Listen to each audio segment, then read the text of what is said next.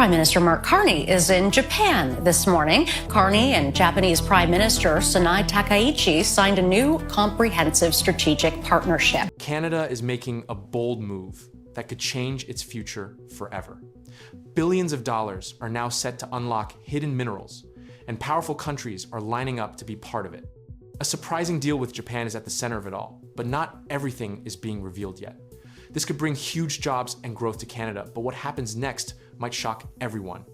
Natural Resources Minister Tim Hodgson stood with industry leaders and international partners at the Prospectors and Developers Association of Canada conference in Toronto, and announced the second round of the Critical Minerals Production Alliance, 30 new partnerships, 12 allied nations, $12.1 billion in mining project capital, unlocked in a single announcement.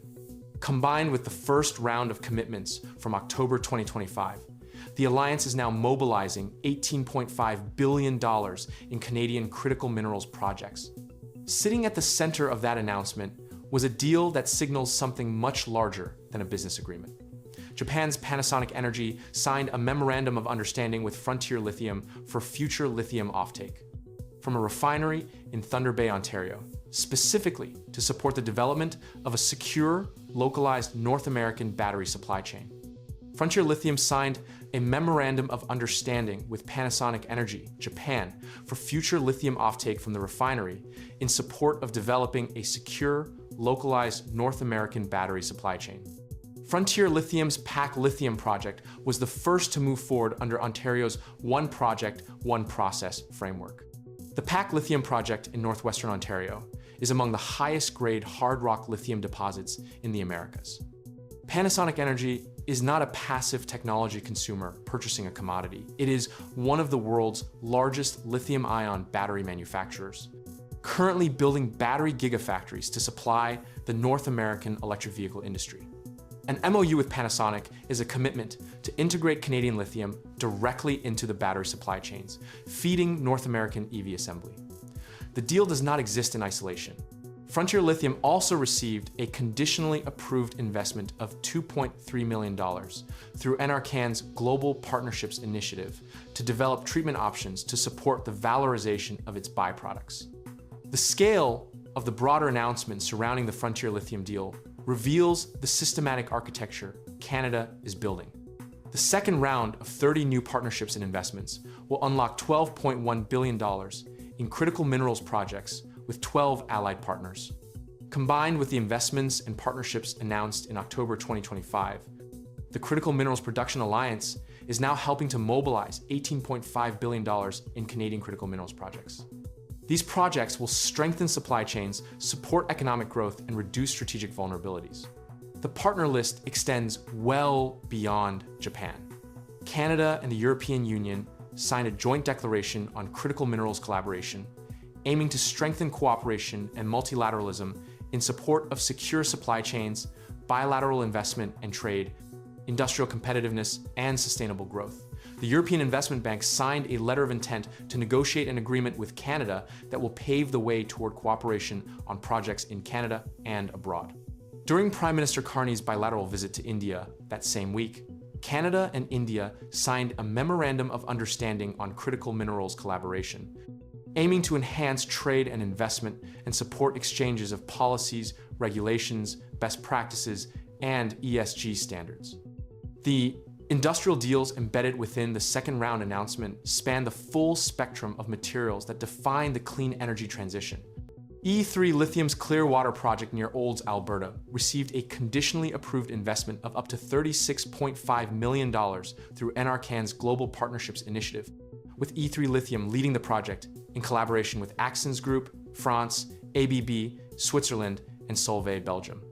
Greenland Resources' Malmbjerg project in Greenland received a conditionally approved investment of up to $7 million and a binding US $2 billion 10-year offtake agreement with Outokumpu and Finland. Germany's TKMS signed a teaming agreement with E3 Lithium tied to naval defense supply chains.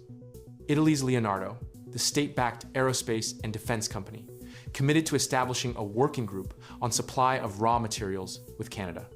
Rio Tinto's gallium extraction research and development project in Saguenay-Lac-Saint-Jean Quebec received a conditionally approved investment of $18.9 million through NRCan's Global Partnerships Initiative, with Rio Tinto leading the project in collaboration with Indium Corporation of the United States. Gallium is a critical input for semiconductors and advanced electronics, a material where China currently controls approximately 80% of global production. Canada, developing domestic gallium extraction capacity with Rio Tinto's technical resources, changes the supply chain calculus for allied nations seeking to reduce Chinese dependency in that specific material. The demand trajectory against which all of this activity is set is unambiguous.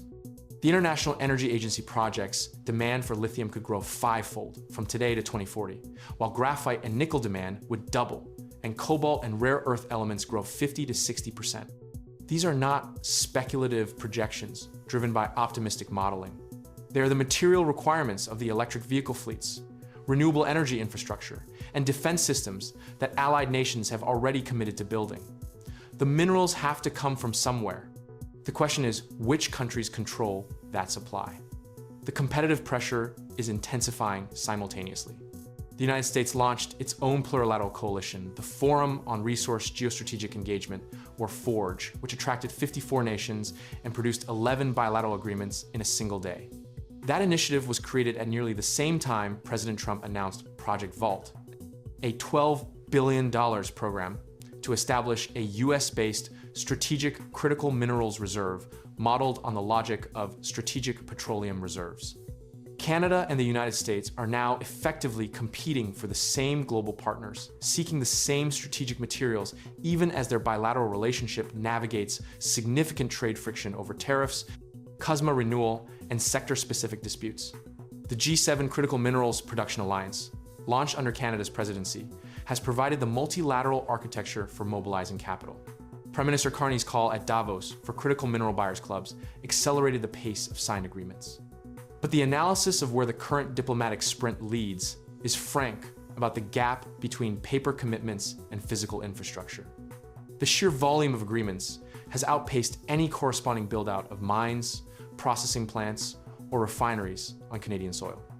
Analysts at the Energy Futures Lab argued that the gap between paper commitments and physical infrastructure is the critical vulnerability in Canada's strategy, stating directly, "Mo's don't make mines. Partnerships don't build processing facilities." It can take well over a decade to move a mine from exploration to production in Canada, a bottleneck driven by long approval processes, overlapping jurisdictions, and sustained local opposition. Canada's traditional approach to its natural resource endowment, extracting raw materials and exporting them for others to refine and manufacture, is increasingly untenable in a world where midstream processing capacity determines geopolitical leverage. China's dominance over mineral processing illustrates the risk of stopping at the mine gate. University of Calgary School of Public Policy's Robert Johnston argued that too often our natural resources strategy has been inward in orientation, mired in domestic squabbling, and failing to respond to shifts in global capital markets and the competitive landscape for critical minerals and energy. Adding that low-cost energy and a growing supply of critical minerals will be mutually reinforcing and vital assets at a time when industrial production is under assault from US protectionism and relentless cost pressure and competition from Asia. The Frontier Lithium Panasonic MOU and the broader $18.5 billion mobilization represent real institutional momentum. Allied nations signing real agreements, real capital being unlocked, real projects advancing under streamlined approval frameworks like Ontario's One Project, One Process. The IEA's five-fold lithium demand growth projection by 2040 is the market Canada is positioning to supply. Whether the permitting timelines, processing infrastructure, and midstream investment can be accelerated to match the diplomatic pace already established is the question that determines whether Canada leads the clean energy supply chain or watches others capture the position. It has spent 2 years building toward